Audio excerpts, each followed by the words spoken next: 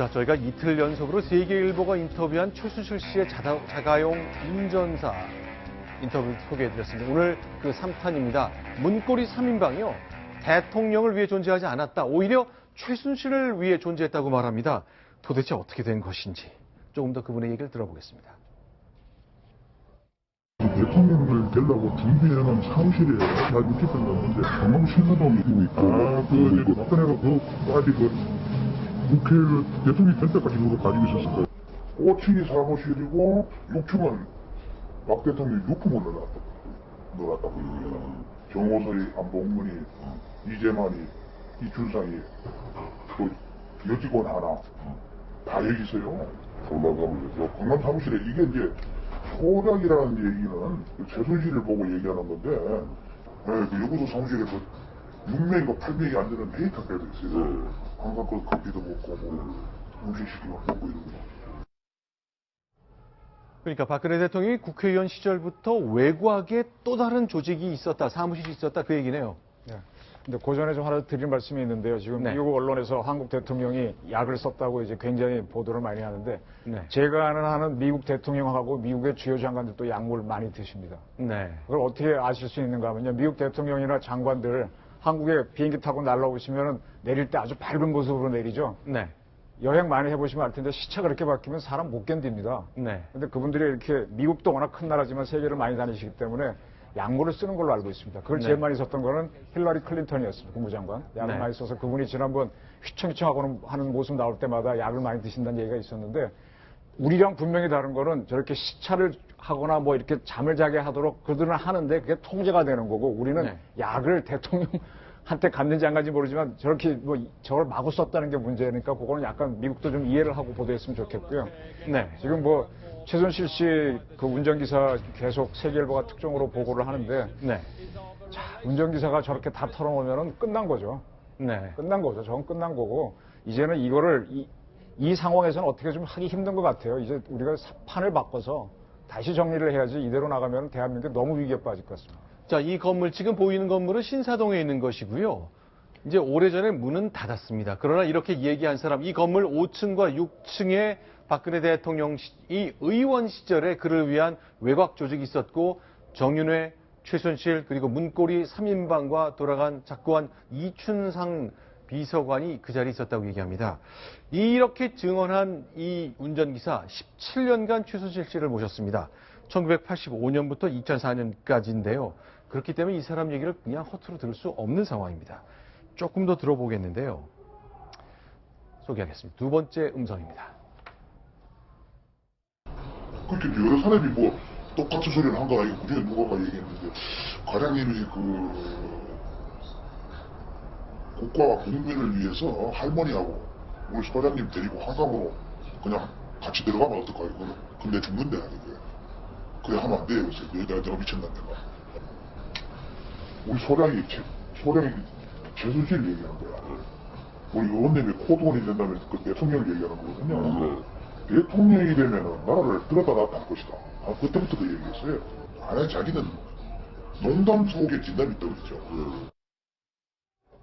자, 두 가지 사실이 굉장히 눈에 띕니다. 손수혜 변호사님, 정리 좀 해주십시오. 예, 그렇습니다. 이게 참, 이게 사실이라고 가정을 한다고 한다면 굉장히 충격적인 이야기인데요. 일단 그 안봉근 전 비서관이나 기타 여러 사람들이 같이 있는 자리에서 그 운전기사에게 농담 반, 진담 반으로 한 이야기일 것 같습니다만, 이런 이야기를 했습니다. 나라를 위해서라면 임선희 씨, 그리고 또 최순실 씨와 운전기사가 함께 한강으로 들어가는 게 좋겠다. 이게 한강에 들어간다는 의미는 잘 아시겠습니다만, 이제 스스로 목숨을 끊는다는 의미를 담고 있는 것인데요. 그러니까 최순실 씨나 그 어머니 임선희 씨를 태우고 가다가 아예 핸들을 꺾어서 한강으로 뛰어들어라, 그 얘기입니까? 그렇습니다. 이제 그 박근혜 대통령이 더 정치적으로 좋은 요직에 이제 오르고 하려면은 오히려 최순실 씨와 임선희 씨가 옆에 없는 것이 좋겠다라는 그런 이야기를 한 것으로 보이는데요. 이렇다면은 만약 사실이라고 한다면은 이미 오래전부터 최순실 씨 등이 박근혜 대통령에게 영향력을 굉장히 강하게 미치고 있었고, 또한 이러한 사실을 측근들도 알고 있었고, 또한 그럼에도 불구하고 마땅히 해결할 방법이 없어서 난처했다, 곤란했다라는 점까지 추측할 수 있는 굉장히 중요한 이야기인 것 같습니다.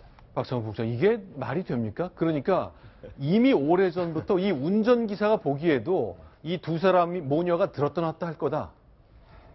그러니까 그 이미 국회의원 시절에 박근혜 대통령이 어떤 그 최순실 씨에게 사실상 그 최순실 씨가 박근혜 대통령을 앞세워서 사실은 자기들이 다 말아먹고 자기들이 필요한 데에 대통령을 이용하고 있다. 네. 이런 대목을 이른바 3인방은 알고 있었지만 그러나 3인방이라고 하는 저 사람들조차도 사실은 최순실 정윤회가 발탁해서 박근혜 대통령에게 붙여준 비서들이기 때문에 네. 자신들이 직접 그 최순실 씨를 어떻게 할 수는 없지만 그 반농 반진으로 기사한테 아이고 그냥 저분 태우고 그냥 한강으로 들어가 버리면 안 되냐 네. 이런 얘기를 아마 한 걸 보면 이미 네. 저때 대통령이 만일에 박근혜 대통령이 됐을 경우에 네. 어떤 국정농단 이 부분을 자기들도 예감했던 것 아닌가 이런 생각이 듭니다.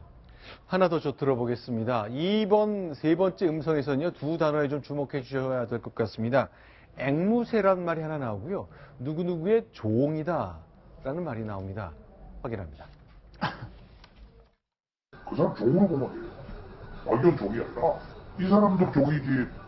그 정호성이, 안봉근이, 이재만이, 이춘상이 전부 손실이하고 그 정직하게 뽑았던 사람이야.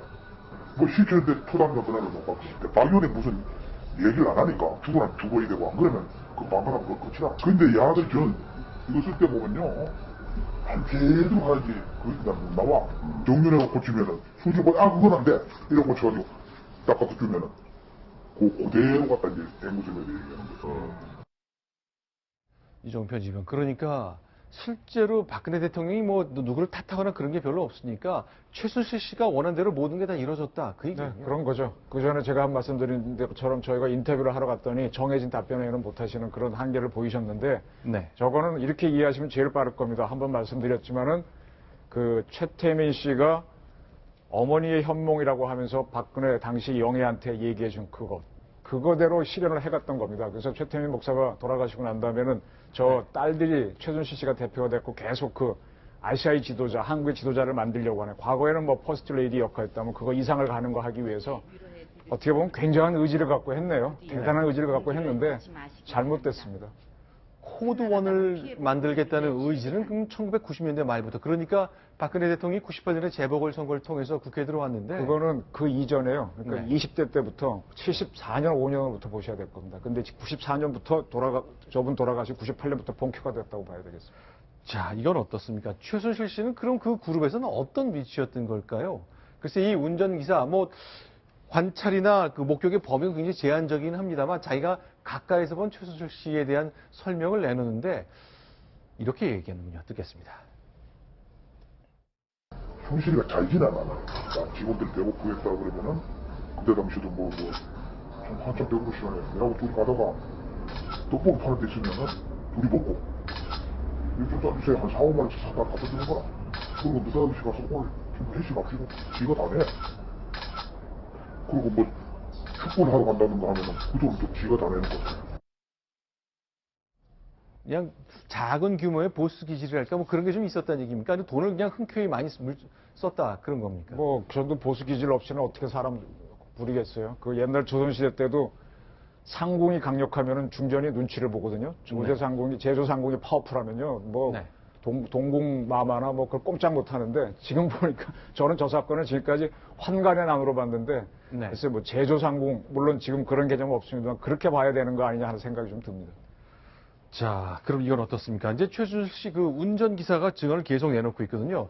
이 정윤회와 최순실 이 두 사람이 어떻게 만났는지 그 두 사람의 관계 등에 대해서 쭉 얘기를 하고 있죠. 네, 그렇습니다. 이 두 부부가 평소에 어떤 관계였는지 이 운전기사 얘기를 들어보면요. 최순실 씨와 정윤회 부부가 차에서 싸웠다. 그런데 네. 정윤회 실장이 보따리를 싸서 나가버렸다는 겁니다. 네. 정윤회 실장이 나가고 그런데 일주일 뒤에 아무런 성과 없이 그냥 돌아왔다는 거죠. 두 사람이 이견이 있었는데 뭐 최순실 씨가 오히려 더 큰 소리를 치면 정윤회 씨가 화가 나서 나가버리고 그럼 아무 말 없이 다시 돌아오고 이게 몇 번이 반복이 되는 걸 보면서 네. 정윤회는 실권이 없었다 이렇게 판단을 한 겁니다. 이뿐만이 아니고요. 정윤회 씨의 그 위치가 어느 정도였는지에 대해서 얘기를 했는데 이 부분에 대해서는 자, 박근혜 의원이 정윤회 약속이 있는데 네. 이 최순실 씨가 여자라서 못 나가니까 그러면 실장님 보내세요. 그러니까 정윤회 실장을 보내라. 나 대신 보내라. 이런 역할을 이 정윤회 씨한테 줬다는 거죠. 남편을 실장님 이렇게 부르고 하는군요. 네, 그럴 수 그렇죠. 있겠습니다만 어쨌건 특이한 관계라는 건 굉장히 눈에 띄는 장면들이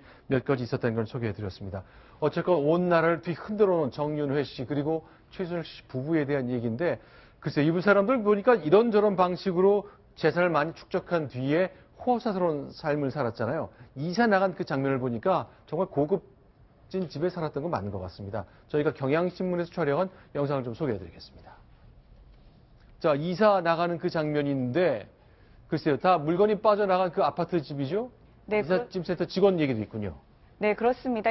어제 이삿짐이 나가는 게 포착이 된 건데요. 지금 보시면 식기들은 그대로 있고 냉장고는 거의 비어 있었다. 세면도구가 있는 걸로 봐서 누군가가 살고 있었구나라고 했다고 하는데 지금 보시면 내부가 굉장히 화려하죠. 이삿짐센터 직원들도 신발이 비싸 보여서 좀 사는 사람이 사는구나 이렇게 판단을 했다고 합니다. 저 집 같은 경우에는 평수가 한 80평 정도 되고요. 네. 이 정유라 씨와 최순실 씨가 독일에 가기 직전까지 살았던 집인데 월세가 한 850만 원 정도 된다고 합니다. 한 달에요. 네, 그렇습니다. 그리고 지금 보시면 이삿짐 짐에 옷들이 가득가득 있었는데 고급 브랜드, 뭐 돌체인 가바나 뭐 버버리와 같은 그런 고급 브랜드, 비싼 옷들이 한 벌당 한 100만 원 이상을 호가하는 옷들이 굉장히 많았다고 하고요. 그랬겠죠. 명품 브랜드 안경집도 꽤 많았는데 보시는 브랜드처럼 이 프라다 같은 그런 브랜드가 꽤 많았다고 합니다. 알겠습니다. 결국 이 관계를 맺어왔던 사람들이 과연 대통령 주변에서 어떻게 살아왔고 또 대통령이 청와대에 들어가서 국정을 운영하는 그 동안 이 사람들의 개인적인 삶이 어땠는지 한꺼풀 한꺼풀 벗겨지고 있습니다. 자, 지금까지 4가지 소식 정리했습니다. 박세훈 기자는 좀 다시 모시기로 하고요. 새로운 패널과 함께 새로운 소식 또 전해드리겠습니다.